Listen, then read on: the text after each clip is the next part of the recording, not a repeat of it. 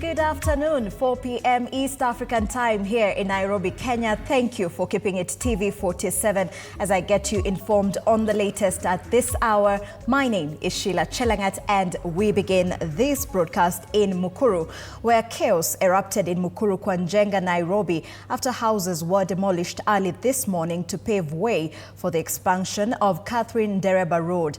Nairobi Governor Johnson Sakaja, who arrived to assess the situation, found himself in the middle of clashes between police and residents opposing the demolitions. The exercise was halted after Sakaja ordered the suspension of the operation. This is not the first time such unrest has been witnessed. The Kenya Urban Roads Authority has repeatedly attempted to clear structures built on land earmarked for road projects. Leaders are now calling for a proper process to ensure residents are not adversely affected. Usiku wa kuamkia leo tumeamka tukapata nyumba zimeangushwa, wanabiashara pia nyumba zao zimeangushwa. Sasa hakuna biashara inaendelea, kila kitu. By the way, tulikuwa tunasema serikali, mbona mfanye hivi kwetu? Na sisi ni wakaaji wa hapa, kuna notice yenye tulipatiwa. So jana usiku tumeanza kuona lori zinaingia hapa Villa Police Station, na si lori moja wala mbili, zimeingia zaidi ya lori 30. So tunauliza ni aje imefanyika hii kitu bila idhini ya chief wa hapa mtaa, MCA wa hapa area, na pia tunaona pia the county government inafaa kuwa imehusika kwa hii kitu. Sisi kama wakaji hapa Mukuru Kwanjenga tunaumia every now and then. Last time they did the same without the notice. Leo wamerudia hii kisa. Wako na mpango gani juu yetu? So ile tunauliza government, kama mnafanya hizi vitu, let the notice be there. Msituangaishe hivyo. Sasa ukiangalia uchumi ni noma. Mkituangushia hapa tena mtu kuinua tena mbao, kutafuta ile mbao, kutafuta ile mabati, msumari ndio wasimame kama mwanabiashara ama mkaji wa hapa, inakuwa ni noma. Wengine tulikuwa tushalipa rent. Sasa hii tutalala wapi? Ukiangalia vitanda zetu hatuna. Right, still in Nairobi County, health workers in the county have downed their tools, accusing the Nairobi County government of ignoring their demands. The nurses began the strike by staging a demonstration in Nairobi, stating they won't return to work until their demands are met. The nurses were accompanied by the medical laboratory officers and other health unions who have decried salary delays, lack of promotions, lack of comprehensive medical cover, and shrinking pay slips due to taxes.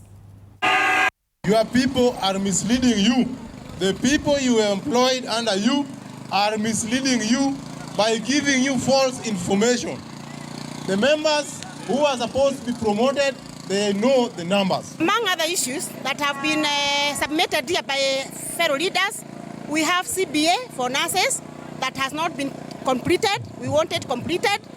We have got confirmation letters for nurses who are de facto NMS that are still pending. You gave us your manifesto, and we have read that your manifesto in totality. And that manifesto is not deficient of what we are demanding. You promise us heaven and earth. But the problem now is the people that you have chosen to be our leaders. They have refused to implement what we want. And the National Assembly is asking the High Court to dismiss a constitutional petition challenging the proposed establishment of a national infrastructure fund, terming the case speculative and premature. In court papers sworn by Deputy Clerk Jeremiah Ndombi, the House argues that Cabinet only approved a proposal to establish the fund, which is yet to undergo legal, regulatory and parliamentary processes. The petition filed by Nakuru-based Surgeon Dr. Benjamin Gikenyi and others claims the fund was created without legislation, public participation or parliamentary oversight. However, Parliament insists existing laws, including the Public Finance Management Act, provides clear oversight mechanisms and has urged the court to dismiss the case with costs.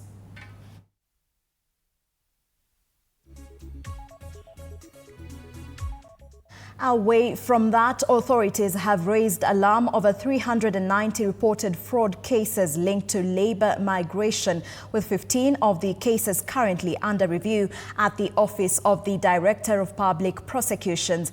Of concern, 106 of the reported cases involve travel agents, many of whom are not registered with the Bureau of Business Registration, complicating investigations and prosecution efforts. Despite the growing cases of fraud, the Ministry of Labour says over 538,000 Kenyans have legally travelled abroad through the ministry's programs, with the department facilitating an average of 450 departures daily. Officials insist measures are being strengthened to enhance compliance, accountability and the protection of migrant workers. Thank you, Madam. The Youth Fund has given money to organizations, and many organizations have sent people overseas. But there's a case that the DCI is currently investigating, whereby an agency called Zawadi Jobs Abroad Limited, another agency called Gloryven International, and another agency called Taushi Tours and Travel were given monies to take people to Dubai. Out of that, Zawadi Jobs Abroad Limited was able to take some people to Dubai, but then Gloryven International and Taushi Tours and Travel have not been able to show us where the money went, and therefore the DCI have issued summons to the following individuals who happen to be a husband and wife, who between them are holding 18 million shillings belonging to the government of Kenya through the Youth Fund, which they have vanished with, and which young people are waiting to be taken overseas, and that is government money. And so if you see them, tell them that they have summons, they need to report to the DCI. This is Mr. Vincent Omondi Oyugi, Mr. Vincent Omondi Oyugi, and his wife Rachel Njoki Karaoke. Rachel Njoki Karaoke. They are being looked for. Wanatafutwa na DCI mara moja. Elsewhere, Luo professionals have asked the government to fast-track the implementation of the 10-point agenda signed between President William Ruto and the late former ODM party leader Raila Odinga. Speaking in Nairobi, the group warned that any delay risks eroding confidence in the process, whose implementation is a tribute to the legacy of Odinga. Contribute.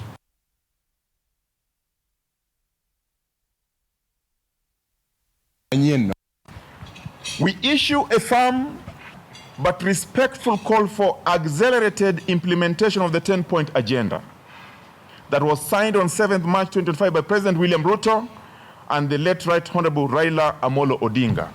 We believe this agenda remains a fundamental blueprint for structural reform, democratic consolidation, and social cohesion.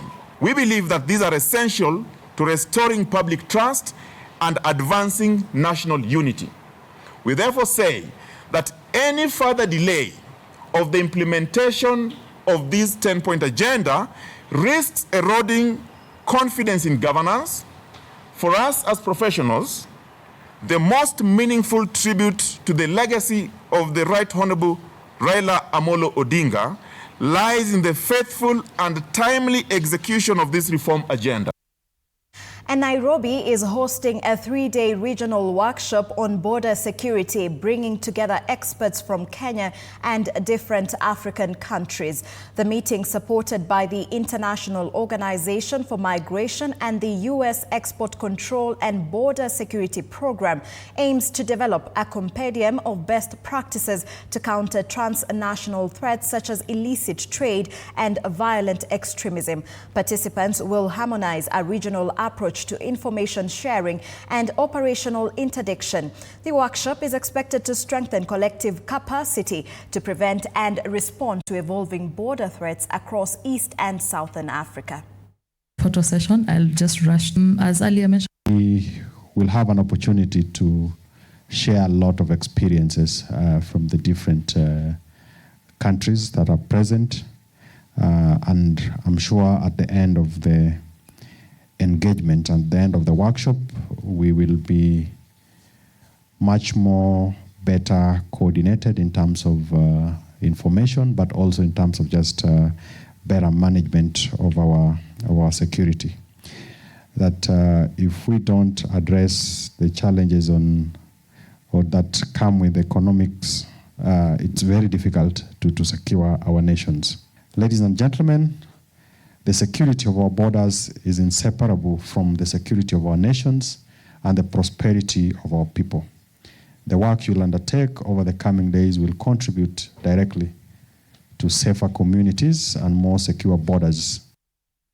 Away from that, the government's plan to sell 15% of its shares in Safaricom is facing heightened security, with initial observers pointing out potential red flags in the transaction. Appearing before the National Assembly's Finance and Planning Committee alongside the Public Debt and Privatization Committee, Kiharu MP Ndindi Nyoro warned that Kenya risks locking itself into a grossly undervalued deal even before negotiations begin.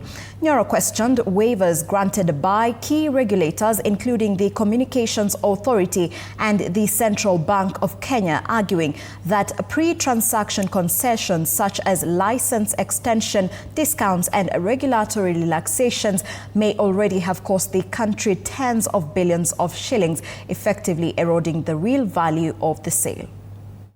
So whatever it does in terms of transactional advisor, it is part of its business. So even if one of the main shareholder in KCB is doing another transaction somewhere, it will not give for free.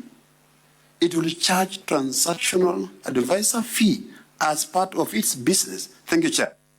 Honorable Aliko. We need a whole day. Point of order, Honorable Ndindi Nyoro. Respond to the Chair, not to Ariko. And I'm the Chair now. Thank you, Chair.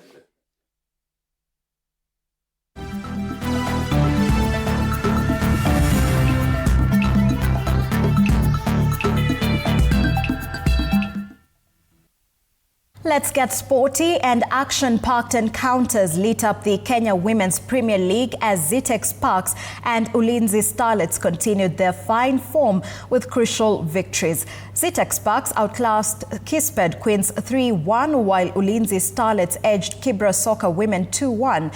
Elsewhere, the evening fixtures produced thrilling draws, with Kisumu All Starlets held a 2-2 stalemate by Trinity Starlets as Vihiga Queens were forced to settle for a 1-1 draw against Bungoma Queens.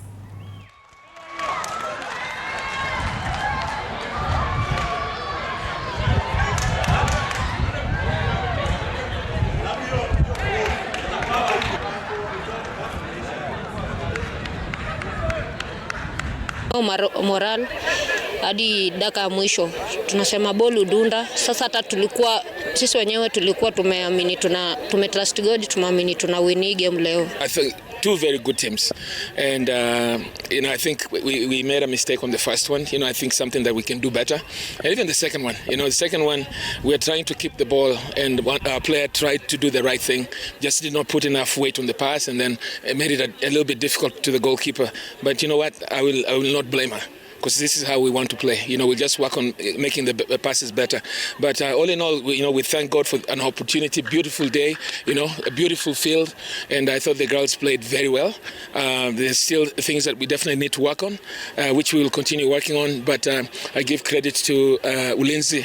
They played well, and congratulations to them. So kitokoza nashukuru God. Tactically game kwa fiti. Game approach yetu ilikuwa poa, iliingiana, but kuna time fulani ilikuwa ijaingiana kiasi, but nashukuru wasichana wamejichangamsha na waka stick to our game plan. Namna tuna integrate au watu wadogo wakuja waingiana na senior players ni kitu muhimu sana.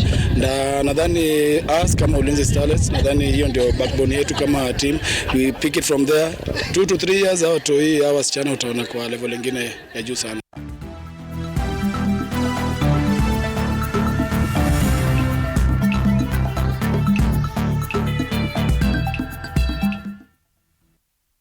All right, that concludes News Now at 4 with Sheilar. Chelangat, thank you for watching. Do enjoy the rest of your viewership.